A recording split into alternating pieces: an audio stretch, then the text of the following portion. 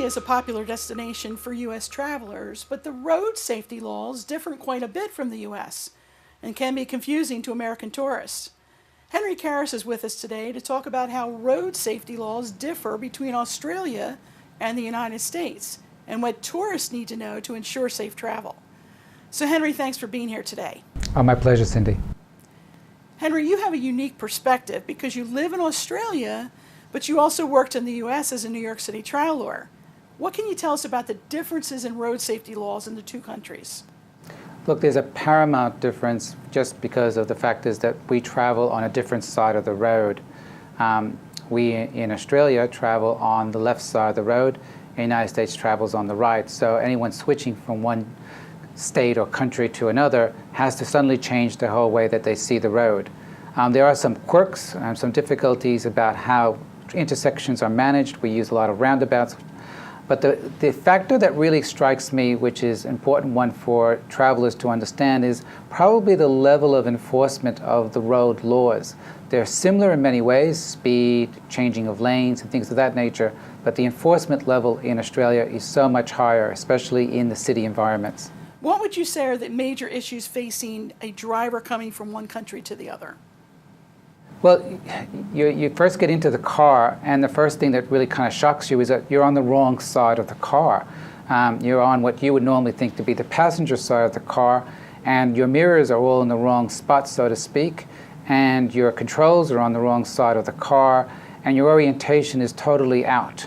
And so a good measure of time should be given to just getting yourself used to the fact is that you're going to be having to change the way your mind sees the road and the way you normally react to your car. And that's a real challenge for lots of people.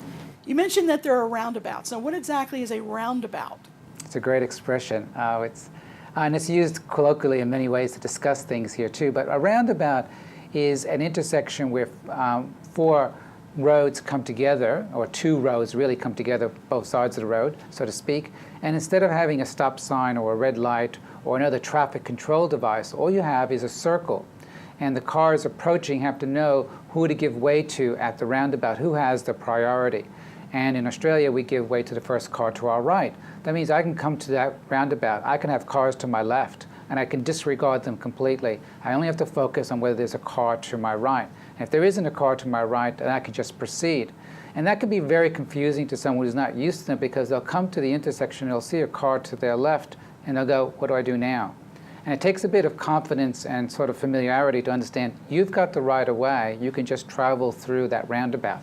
That's the first thing. The second thing about the roundabout is the fact that you can go around it, which is really hilarious. You just go around, and whatever car is in the roundabout has the right of way. So you can make a right-hand turn, you can go straight, you can make a left-hand turn, you can make a U-turn, all using the roundabout. And I have some simple people who actually get so confused they go around the roundabout more than once because they haven't figured out what they're going to do. But as long as you're in the roundabout, you've got the right of way. That's great. So Henry, when you travel to the United States, what do you find most difficult about driving? Do you drive when you're in the States? Oh, I love to drive. Even when I first came here on holidays to Australia, now probably close to 25 years ago, I just couldn't resist getting in the car and trying to see if I can work it out. Driving to me is a sense of freedom. So when I go back to the United States and back to New York City to see my family, I can't wait to get into a rent-a-car and drive, because it's just this great sense of freedom back to being back to my place where I was raised and how to drive back like a New Yorker. But it is quite challenging sometimes. And on the last holiday where I had my son with me, he had to remind me a few times, Dad, you're on the wrong side of the road. As I made a turn, I went, right, got the wrong side of the road, okay. And it's a real mind shift. You have to constantly be aware about what side of the road is the right side and the wrong side. What do you think is more difficult, the Australian drivers trying to adapt in America or the American drivers trying to adapt in Australia? I think that the Australians do well coming across. From the ones I've seen driving in the United States, I think the Americans have a challenge sometimes to think that something can be so different than what they're used to. There's an aspect in Australia that we kind of understand that the world is not just like Australia, and that there are lots of countries with different customs and habits. So traveling to a different country, you're sort of already switching your mind that you're going to have to deal with a different local culture, local rules.